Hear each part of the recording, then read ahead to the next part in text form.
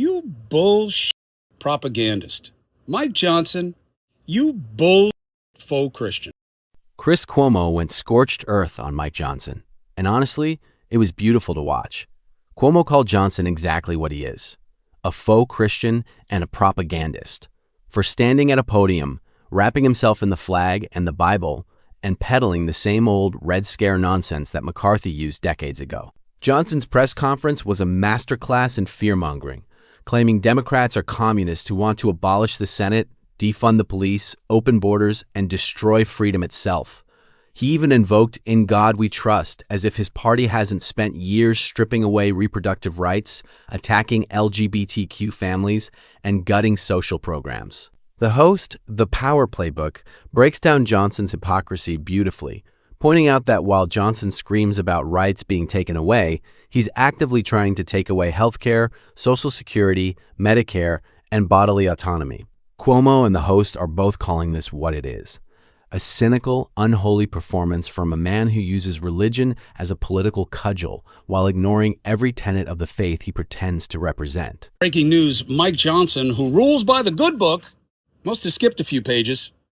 He says the Pentagon needs $350 gazillion because they need to fight communism on our shores.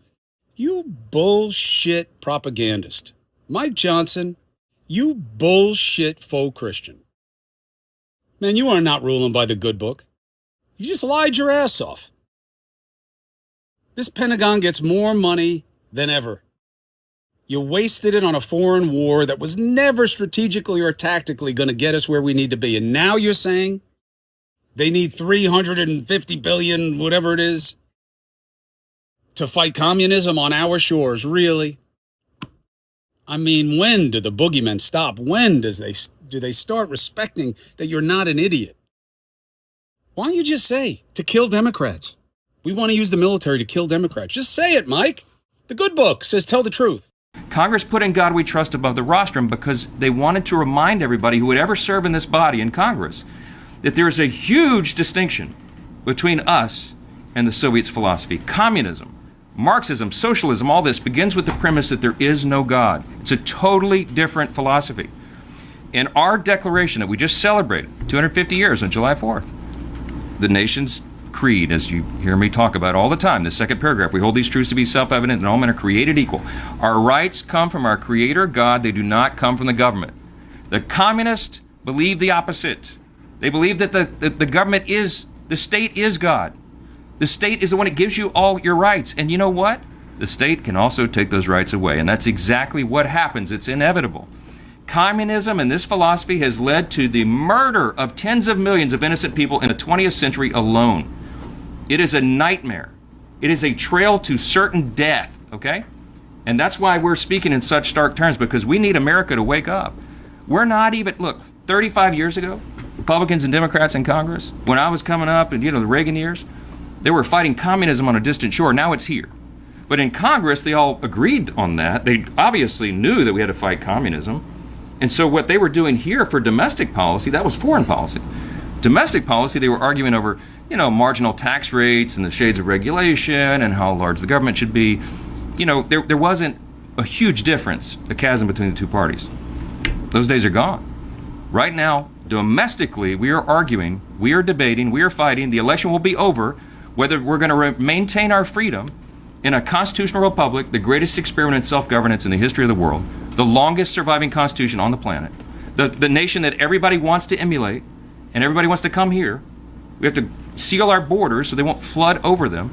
We're the only nation in the world that has that distinction. We're the last great superpower. We are the greatest nation in the history of the world. We are fighting right now in Congress over whether we're going to maintain our status as a constitutional republic or we're going to trade that in, dismantle the foundations, and go down this dark road of death to communism. That is the question on the ballot this fall. Now, DSA published their platform. I hope you're all covering. I hope you're writing in depth about their platform. I read it out at an event a few weeks ago, and they've made an ad mocking me reading their platform. Now, they didn't put the clips with the worst parts of it. Representative Jimenez just told you, Carlos told you that, well, of course they want to pack the Supreme Court, and they want a unicameral legislature. They want the House to run everything, abolish the Senate, because they believe the House would be run by Marxists, communists. They'll be able to run the table on everything. They want to remove the president. What they also want to do is abolish all borders. They don't want any borders. They want mass amnesty granted to anyone who can come onto our shores without exception, even for terrorists and hardened dangerous criminals. Okay?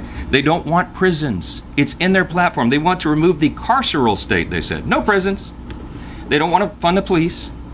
This is not a game. Everybody needs to understand these crazy little mini Mamdanis who are popping up all around the country, they are a danger to you and your family. This is not a game. If they promise you free stuff, there is far more beneath those promises that even some of these people do not understand themselves. And so we are here as the Republican Party to stand on the founding principles of the greatest nation in the history of the world. It is our duty to do that. And we're doing it on behalf of all of you, even the journalists who don't agree with our policies all the time. You better agree on these principles, because it's what keeps you free. By the way, it's what keeps the press free, well-being, and your family. This is not a game. This is not our father's Democrat Party. We're not arguing over marginal tax rates anymore. We're arguing over whether or not freedom is going to survive. And that's why we're so serious about this. Look, I'm a happy warrior, man. I like to get up and have fun, but this is not a fun time. We're in a war. We're in a philosophical war to save the greatest nation in the history of the world. And we take it very seriously. Mike Johnson's press conference was a masterclass in projection and religious propaganda, and Chris Cuomo was absolutely right to shred him for it. Johnson stood there, invoking God and country while peddling a Red Scare fantasy that would make Joseph McCarthy blush. He claims Democrats are communists who want to abolish borders, defund prisons, and destroy freedom. But the reality is that Johnson and his party are the ones actively stripping away rights. They took away reproductive freedom with Roe v. Wade. They're attacking LGBTQ families, and they're pushing to gut Social Security, Medicare, and Medicaid while wrapping themselves in the flag and pretending they're the defenders of American values. The irony is staggering. Johnson talks about the Soviet philosophy beginning with no God, but his own party has spent years weaponizing Christianity while ignoring every actual teaching of Christ, feeding the hungry, healing the sick, welcoming the stranger. Instead, we get performative piety from a man who votes against childcare, against healthcare, against basic human dignity. He's not a Christian leader. He's a political operative using Christianity as a cheap prop, and Cuomo saw right through it. That's exactly why the faux Christian label hits so hard, because it's true, and Johnson knows it. And let's talk about his McCarthyite fear-mongering about mini Mamdanis, referring to progressives like Bernie Sanders and Alexandria Ocasio-Cortez who are actually fighting for working families.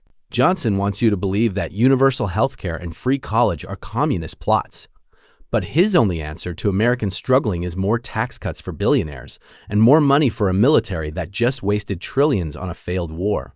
The irony is that the freedom Johnson is so desperate to protect is the freedom of corporations to exploit workers, of the wealthy to avoid taxes, and of Republicans to dismantle every safety net that keeps families from going bankrupt. Johnson even had the audacity to claim that Republicans are protecting the free press, while his party and Donald Trump have spent years calling journalists the enemy of the people.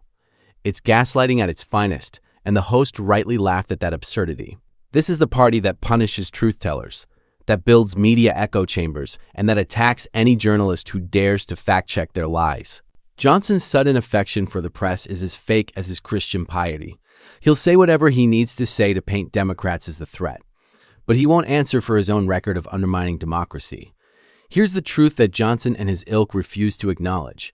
This is not a war between freedom and communism. This is a war between a party that serves billionaires and a party that actually wants to help working people. Johnson's entire rant was designed to distract from the fact that his party has no solutions to real problems. Skyrocketing costs, crumbling infrastructure, a healthcare system that bankrupts families, and an economy that works only for the ultra-wealthy. So instead of offering answers, he offers a boogeyman. Instead of governing, he performs for the base. Instead of serving, he grifts. Chris Cuomo is exactly right to point out that the good book says tell the truth. But Johnson can't do that because the truth would expose him as a fraud. The truth is that he's not a man of faith. He's a man of power who uses faith as a shield. The truth is that he's not fighting for freedom. He's fighting to keep his grip on control. And the truth is that the only threat to democracy in this country is the party that refuses to accept election results, that gerrymanders districts, that suppresses voters, and that installs unqualified loyalists in positions of power. So we should be grateful to Chris Cuomo for saying what needed to be said, and to the host for amplifying it. Because when you see a man like Mike Johnson wrapped in the flag with a Bible in his hand, you need to remember, the flag is a symbol and the Bible is a book. What matters is what you do with them, and Johnson has done nothing but lie, steal, and manipulate in the name of both.